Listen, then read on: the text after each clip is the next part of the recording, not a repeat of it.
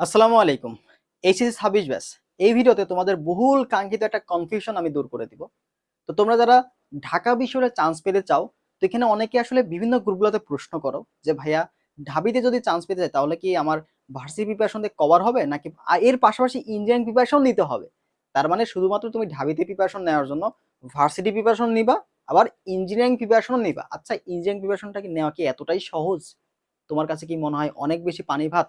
এখন দেখো ঢাবিতে, হ্যাঁ ঢাবিতে যারা টপার হয়, ঢাবিতে যারা টপার হয় তারা ম্যাক্সিমামে কি থাকে বলতো, তারা ম্যাক্সিমাম ইঞ্জিনিয়ারিং কোচিং করা থাকে। তার মানে এই না যে ওর টার্গেট ঢাবিই ছিল। দেখবা যে যারা টপার আছে বিভিন্ন ইঞ্জিনিয়ারিং ফ্যাকাল্টি গুলোতে আছে, সিএসি, ট্রিপলি, অ্যাপ্লাইড কেমিস্ট্রি, ভালো যে সাবজেক্ট গুলোতে আছে, ওর টার্গেট ছিল ভাই ওই বুয়েট, রুয়েট, চুয়েট এগুলোতে চান্স পাওয়া। হয়তো কোনো কারণে তার চান্স মিস গেছে, বাট ওর প্রিপারেশনটা ওই লেভেলে ছিল, ওর কনসেপ্টগুলো ওই লেভেলে ভালো ছিল। তারপরে সে বুয়েটে, তারপর ঢাবিতে পরীক্ষা দেওয়ার পর সে কিন্তু টপ করছে।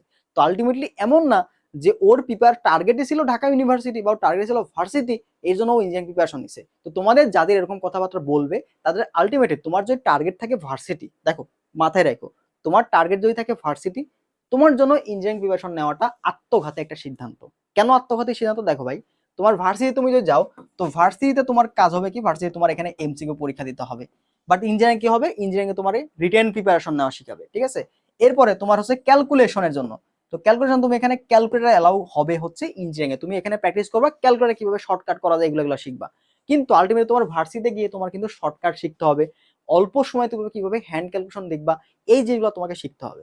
এবার দেখো, ইঞ্জিনিয়ারিং প্রিপারেশন তুমি নিলা, মাঝখানে এসে হুট করে তোমার মনে হলো যে না আমার এটা দ্বারা হচ্ছে না, তো তুমি যদি 1 মাসও কোচিং করো ইঞ্জিনিয়ারিং, ওই 1 মাসটা তোমার কিন্তু নষ্ট হবে। দেখো ভর্তি পরীক্ষা তার কিন্তু ডিটেল হয়ে গেছে, ডিসেম্বরে তোমাদের ভর্তি পরীক্ষা অনুষ্ঠিত হবে। তার মানে প্রিপারেশনটা তুমি নেওয়ার জন্য খুব একটা বেশি সময় পাচ্ছ না।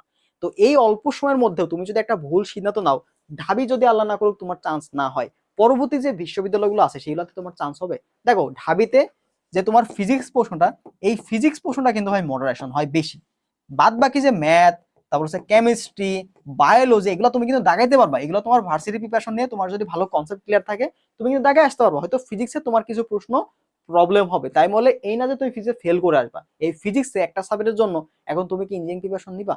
হ্যাঁ, তোমার যদি কনসেপ্টটা ভালো মতো ক্লিয়ার থাকে, তোমার যদি ফিজিক্সের কনসেপ্ট ক্লিয়ার ভালো থাকে, তুমি যদি মেন বইটাকে গুরুত্ব দাও, তোমার যদি মেন বইয়ের সবগুলো সূত্র কিভাবে আসছে প্রতিপাদন থেকে শুরু করে এই জিনিসগুলো তোমার ভালো মতো জানা থাকে, অ্যাটলিস্ট বেসিক থেকে কনসেপ্ট তোমার যদি ভালো মতো ক্লিয়ার থাকে, তবেই তোমার ফিজিক্সে প্রবলেম হবে না, তুমি ভার্সিটি প্রিপারেশন নিয়েও টপ করতে পারবা।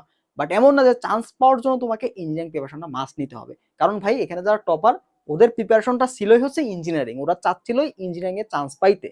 হয়তো ইঞ্জিনিয়ারিং এ তারা ভালো সাবজেক্ট পায় নাই, দেন ঢাবিতে এসে টপ সাবজেক্টগুলোতে পড়ে। কেন পড়ে? কারণ ওরা ইঞ্জিনিয়ারিং টার্গেটই ছিল। তার মানে এমন না যে তুমি ভার্সিটি, তোমার টার্গেটই হচ্ছে ভাই ভার্সিটিতে পড়া, তুমি হচ্ছে বিলো এভারেজ একটা স্টুডেন্ট বা এভারেজ একটা স্টুডেন্ট, তোমার তোমার হচ্ছে জিপিএ 5 আসতেছে না, তো তুমি কেন হুদাই আরেকজনের কথা শুনে এই নিজে একটা মারা খাইতে চাচ্ছ বলো তো? এটা তো দরকার নাই। তুমি ঢাবিতে চান্স পেতে চাও, অন্যান্য ইউনিভার্সিটি টপ করতে চাও, তোমার জন্য ভার্সিটি প্রিপারেশন নেওয়াটাই অনেক বেশি এনাফ। বাট তুমি যদি প্রত্যেকটা টপিক একটু ডিটেলস ভালো করে পড়ো, কনসেপ্টটা ভালো মতো বোঝার চেষ্টা করো, মেইন বইটাকে ইম্পর্টেন্স দাও, দেখবে যে তোমার ভার্সিটি থেকেও তোমার একটা ভালো জায়গাতে টপ হয়ে গেছে। বাট তুমি যদি না, তোমার বেসিক অনেক স্ট্রং, তুমি ইঞ্জিনিয়ারিং কোচিং, আসলে সবাই কিন্তু ইঞ্জিনিয়ারিং কোচিং যেটা আছে এইটা যে কন্টিনিউ করবে এরকম ক্ষমতাও কিন্তু সবার মধ্যে থাকে না। কারণ ভাই তোমাকে এখানে অনেক জটিল জটিল কোশ্চেন গুলো সলভ করাবে, বিশেষ করে প্র্যাকটিস যেগুলো হবে সেগুলো তোমার ভার্সিটিতে কাজে লাগবে না, তোমার কনসেপ্টটা কাজে লাগবে। হ্যাঁ, ইঞ্জিনিয়ারিং হয়তো তোমার ডিপ কনসেপ্ট গুলো পড়াবে, ক্যালকুলেশন একটু ডিপ থাকবে, তো এই যে কনসেপ্ট গুলো এগুলো তোমার কাজে লাগতে পারে, বাট ওখানকার যে এমসিকিউ সলভিং টলভিং এগুলো ভাই তোমার কোনো কাজে লাগবে না ভার্সিটির ক্ষেত্রে। সো যারা পিওরলি ভার্সিটি ওরিয়েন্টেড প্রিপারেশন নিতে চাচ্ছ তাদের জন্য ইঞ্জিনিয়ারিং এ যাওয়াই উচিত না। তুমি 500-তে আসবা না ঠিক আছে, বাট তারপরে তো তুমি চান্স পাবা, তুমি তো চান্স পাচ্ছ। তেমন না যে তোমাকে টপ যদি করতে চাও, টপ ভাই ওগুলো তুমি করতে পারবা না, আগে থেকে ওগুলো বুক হয়ে আছে। যে বুয়েটে চান্স পাচ্ছে, যে কুয়েটে চান্স পাচ্ছে, চুয়েটে চান্স পাচ্ছে, ওরাও ওই ঢাবিতে পরীক্ষা দিবে, ঢাবিতে পরীক্ষা আগে হবে, ওরাও পরীক্ষা দিবে, ওরা টপেই থাকবে। হয়তো পরবর্তী থেকে চান্স পাবে, ওরা যখন সিট ফাঁকা করে দিবে নিচের থেকে সে পোলাপান এসে চান্স পাবে। তো এই জিনিসগুলো কিন্তু হয়। তো তুমি ভার্সিটি ফোকাস থাকলে, তুমি ভার্সিটি প্রিপারেশনটা নাও, তাহলে তুমি ভালো করবা। তো এখানে আলাদা করে ইঞ্জিনিয়ারিং প্রিপারেশন নিতে আসলে তুমি ধরা খাবা। যারা আসলে তোমার যোগ্যতা যদি না থাকে, তোমার যদি অ্যাবিলিটি না থাকে ইঞ্জিনিয়ারিং প্রিপারেশন নেওয়ার মতো, তো অযথা মানে হাইপে এসে ভর্তি হয় না। তোমাকে অনেকে হাইপ দেখাবে, অনেকে লোভ দেখাবে, বাট এই লোভে যদি তুমি পড়ো আলটিমেটলি তোমার লাভ। শিয়াল কিন্তু চাবে মুরগিকে অনেক ফুসলায় বসলে জালে বন্দি করে, একবার ফাঁদে পড়ে গেলে একদম হজম করে ফেলবে, ঠিক আছে? তো এই ভুলটা তুমি করো না। ওকে 26 ব্যাচ, যেহেতু মানে শুরু করাটাই তোমার জন্য টাফ হয়ে যাচ্ছে, একটু কনফিউশনে ভুগতেছো, আবার বলতেছি ভার্সিটি টার্গেট হলে ভার্সিটি প্রিপারেশন নাও, ভালো করবা। প্রথম থেকে পড়ো, ইনশাল্লাহ ঢাবিতেও তোমার হয়ে যাবে। ওকে, হ্যান্ড ক্যালকুলেশনে ফোকাস করো, কনসেপ্টগুলো ক্লিয়ার রাখো, ফিজিক্সে বইটা একটু ভালো করে পড়ো, তাহলে ফিজিক্সের প্রশ্ন ঘুরাই দিলেও তুমি পারবা ইনশাল্লাহ।